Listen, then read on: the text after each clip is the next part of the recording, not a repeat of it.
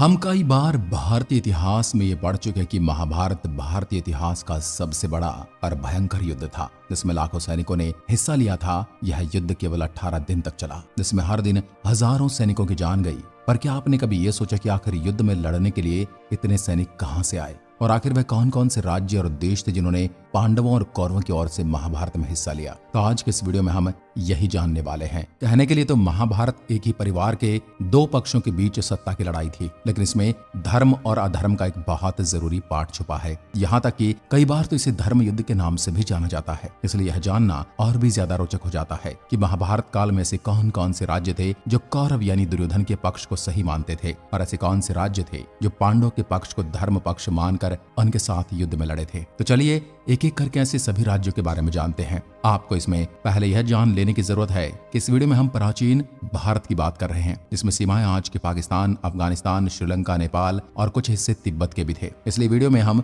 कई ऐसे देश और राज्यों के नाम लेंगे जिन्होंने उस समय तो महाभारत में हिस्सा लिया था, लेकिन वह आज भारत का हिस्सा नहीं है। तो इसकी शुरुआत हम श्रीलंका से करेंगे। महाभारत काल में श्रीलंका को सिंहल देश के नाम से जाना जाता था। आज के समय में भी श्रीलंका देश में इस जाति के लोग रहते हैं। महाभारत काल में सिंहल देश ने कौरव के पक्ष से महाभारत में हिस्सा लिया था और पांडवों के खिलाफ लड़ाई लड़ी थी। इसके बाद बारी आती है आज के दक्षिण भारत के केरल राज्य की। महाभारत के अध्याय 12 में साफ लिखा गया है कि केरल के योद्धाओं ने महाभारत में पांडवों के पक्ष और कौरवों के खिलाफ लड़ाई लड़ी थी। पांड्य महाभारत काल का एक बड़ा और समृद्ध राज्य था, जिसके महान योद्धा मलयध्वज की वीरता के चर्चे उस समय पूरे भारतवर्ष में फैले हुए थे। यह राज्य श्री कृष्ण का मित्र राज्य था, जिसके चलते श्री कृष्ण के कहने पर इस राज्य ने महाभारत में पांडवों की ओर से युद्ध लड़ा था। लेकिन इस युद्ध में इस राज्य को काफी नुकसान पहुंचा और इस राज्य के सबसे ताकतवर योद्धा मलयध्वज द्रोणाचार्य के पुत्र अश्वत्थामा के हाथों वीर गति को प्राप्त हुए। चुचुप राज्य की कौरवों के साथ युद्ध संधि थी, जिसके चलते उन्हें न चाहते हुए भी कौरवों के साथ पांडवों के खिलाफ युद्ध में भाग लेना पड़ा। चोल राज्य भी उन राज्यों में से एक था जो श्री कृष्ण को अपना मित्र मानते थे। इसलिए इस राज्य ने भी पांडवों का साथ देते हुए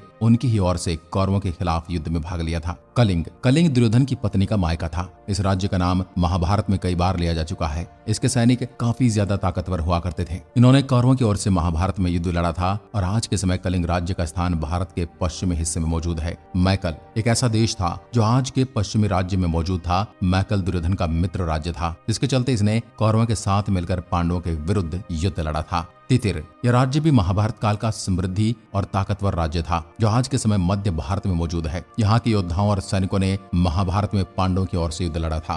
कुंडिनपुर हिंदू शास्त्रों में श्री कृष्ण की पत्नी रुक्मणी का मायका इसी राज्य को बताया जाता है, जिसके चलते इस राज्य ने श्री कृष्ण के कहने पर पांडवों का साथ देते हुए कौरवों के खिलाफ युद्ध में हिस्सा लिया था।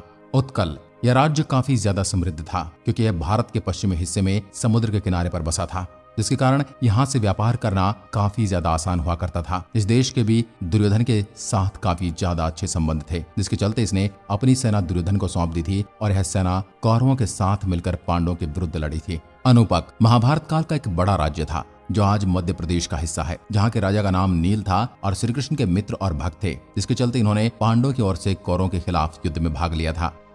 महिष्मति यह भी आज के मध्य भारत का हिस्सा है, जो उस समय एक काफी ज्यादा समृद्ध और ताकतवर राज्य हुआ करता था। इस देश के संबंध दुर्योधन के साथ काफी ज्यादा अच्छे थे, जिसके चलते दुर्योधन के कहने पर इसने कौरवों के साथ और पांडवों के खिलाफ युद्ध में भाग लिया था। सौराष्ट्र आज के समय यह भाग गुजरात का हिस्सा है। उस समय यह एक देश हुआ करता था। उस समय इस देश पर श्री कृष्ण और यादवों का अधिकार था, जिसके चलते द्वारिका का भी यहाँ पर निर्माण कराया गया था और श्री कृष्ण के कहने पर यहाँ की पूरी सेना ने पांडवों के साथ कौरवों के विरुद्ध महाभारत में हिस्सा लिया था। अनत्र इस राज्य के राजा का वध भी श्री कृष्ण ने किया था, जो शिशुपाल नाम के मायावी राक्षस का घनिष्ठ मित्र था। श्री कृष्ण ने जब शिशुपाल का वध कर दिया तो क्रोध में आकर अनत्र देश के राजा साल्व ने द्वारिका पर हमला कर दिया। कहा जाता है कि इसके पास भगवान शिव का वरदान था, लेकिन श्री कृष्ण के सामने वह कुछ भी नहीं टिक पाया और श्री कृष्ण ने इस मायावी राजा का वध करके इसके संपूर्ण राज्य पर अपना अधिकार कर लिया। जिसके बाद यहाँ की सेना ने पांडवों की ओर से कौरवों के खिलाफ युद्ध लड़ा। अवंती यह राज्य महाभारत के युग का बहुत ही आधुनिक राज्य माना जाता है। युद्ध के दौरान राज्य के योद्धा और सैनिक कौरवों की ओर से लड़े थे। दशार्ण ये भी काफी ज्यादा समृद्ध राज्य था, इसके चारों ओर कई नदियां होकर जाती थी। महाभारत के समय इस राज्य का नाम सुधर्म था। इस राज्य की बहन का विवाह द्रौपद के पुत्र शिखंडी के साथ हुआ था। इस राज्य ने महाभारत में पांडवों का साथ दिया था और कौरवों के खिलाफ लड़ाई लड़ी थी। त्रिपुरा प्राचीन काल का एक ऐसा राज्य था जो शुरुआत में तो महाभारत में किसी और से भी शामिल नहीं हुआ, लेकिन शास्त्रों के अनुसार कुरुक्षेत्र के 8वें दिन इस राज्य की सेना कौरवों की ओर से पांडवों के विरुद्ध लड़ी थी। पौंड्र यह महाभारत काल का एक विशाल राज्य हुआ करता था। अगर आज के आधुनिक युग में इसकी सीमाओं को न पढ़ा जाए तो यह पश्चिम बंगाल और बांग्लादेश के कई हिस्सों तक जाती है। पौंड्र राज्य श्री कृष्ण के अधीन बताया जाता है, जिसके चलते इसने पांडवों के साथ मिलकर कौरवों के खिलाफ युद्ध में हिस्सा लिया था। प्राग्ञ ज्योतिषपुर यह राज्य भी काफी ज्यादा समृद्ध था, जिसके राजा का नाम नरकासुर था। लेकिन यहाँ का राजा काफी ज्यादा दुराचारी और भ्रष्ट था, जिसके कारण इसका वध श्री कृष्ण ने कर दिया था। इस राज्य के श्री कृष्ण से वध हो जाने के बाद यहाँ का राजा भागदत्त बन गया और इस राज्य ने कौरवों की ओर से रणभूमि में भाग लिया था। अंग यहाँ के राजा का नाम बाली था, जिसे लंबे समय तक कोई पुत्र संतान नहीं हुई, लेकिन कई बड़े यज्ञ और ऋषियों के आशीर्वाद के बाद यहाँ के राजा को 5 पुत्र संतान प्राप्ति हुई। जिसके बाद यह पूरा राज्य 5 हिस्सों में बट गया। यह पूरा राज्य दुर्योधन के अधीन था, जिसके कारण दुर्योधन के एक बार कहने पर इस राज्य के एक हिस्से को कर्ण को भेंट दे दिया गया। जिसके बाद कर्ण को यहाँ का राजा नियुक्त किया गया और इसी आधार पर बाद में उसे अंगराज का नाम दिया गया। इस राज्य ने महाभारत में कौरवों की ओर से पांडवों के विरुद्ध युद्ध में भाग लिया था। मगध यह इकलौता ऐसा राज्य था जिसने कौरवों और पांडवों की ओर से ही युद्ध में भाग लिया था। शुरुआत में इस राज्य ने पांडवों के खिलाफ यानी कौरवों की ओर से महाभारत में लड़ाई लड़ी थी, लेकिन अभिमन्यु के युद्ध में हत्या के बाद इस राज्य ने पांडवों के साथ मिलकर कौरवों के खिलाफ युद्ध में हिस्सा लिया था। काशी आप नाम से ही समझ गए होंगे यह आज के उत्तर प्रदेश का हिस्सा है। उस समय भी यह काफी समृद्ध और धार्मिक स्थल हुआ करता था, जिसके राजा श्री कृष्ण को काफी ज्यादा मानते थे और इस राज्य की रानी का विवाह भीमसेन से हुआ था और इस राज्य की सेना ने पांडवों की ओर से महाभारत युद्ध में हिस्सा लिया था। कौशल अर्जुन जब रणभूमि में नारायणी सेना से युद्ध कर रहे थे, जो कि कौरवों की ओर से थी, उनके साथ कौशल सैनिक भी थे। यह राज्य कौरवों की ओर से लड़ा था। करुष इस राज्य के बारे में रामायण में लिखा गया है। शास्त्रकरण पर्व अध्याय 73 की माने तो इस राज्य की सेना और योद्धाओं ने महाभारत में पांडवों के साथ मिलकर कौरवों के खिलाफ युद्ध लड़ा था।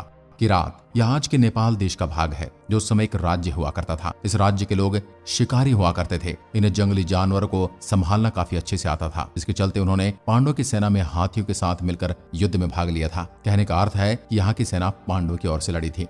प्रबदक इस राज्य के योद्धा पांडवों की ओर से लड़े थे। महाभारत में इस राज्य को काफी ज्यादा नुकसान पहुंचा था, जिसके कई वीरों का वध कर्ण के द्वारा किया गया था। चेदी ये राज्य आज के ग्वालियर का हिस्सा है। महाभारत काल में यहाँ के राजा का नाम शिशुपाल था। इस राज्य के राजा का वध भी श्री कृष्ण ने किया था और उसकी सेना पांडवों की ओर से उसके पुत्र के नेतृत्व में लड़ी थी।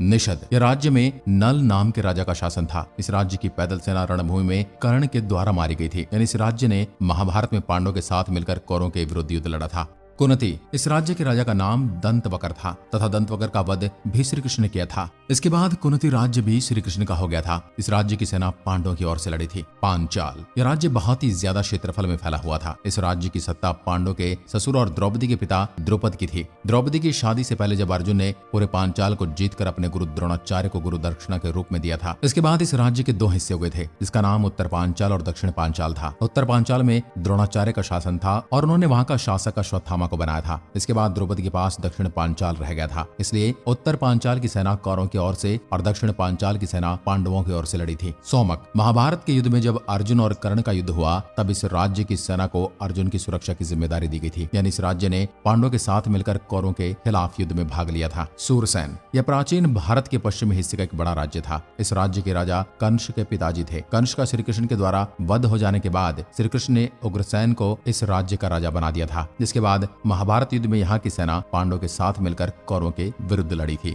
मत्स्य पांडवों ने मत्स्य में रहकर ही अपना अज्ञातवास बिताया था। इस राज्य की सेना भी पांडवों की ओर से लड़ी थी। वत्स यह भी आज के मध्य भारत का एक प्राचीन देश था, जिसके राजा को भीम ने युद्ध में हराया था। जिसके बाद यह राज्य पांडवों के अधीन हो गया था और महाभारत में इस राज्य ने पांडवों के साथ मिलकर कौरवों के विरुद्ध युद्ध लड़ा था। दोस्तों वैसे तो अभी कुछ भी नहीं, आगे की वीडियो में हम आपको और भी कई ऐसे राज्यों के नाम बताएंगे जिन्होंने महाभारत में हिस्सा लिया था। इस वीडियो में इससे ज्यादा राज्यों को शामिल करना काफी मुश्किल था, क्योंकि अभी भी वीडियो काफी ज्यादा बड़ी हो चुकी है। तो महाभारत में शामिल होने वाले और भी राज्य के बारे में हम इस वीडियो के अगले भाग में आपको बताएंगे। आज की वीडियो में बस इतना ही। नमस्कार, जय हिंद, जय भारत।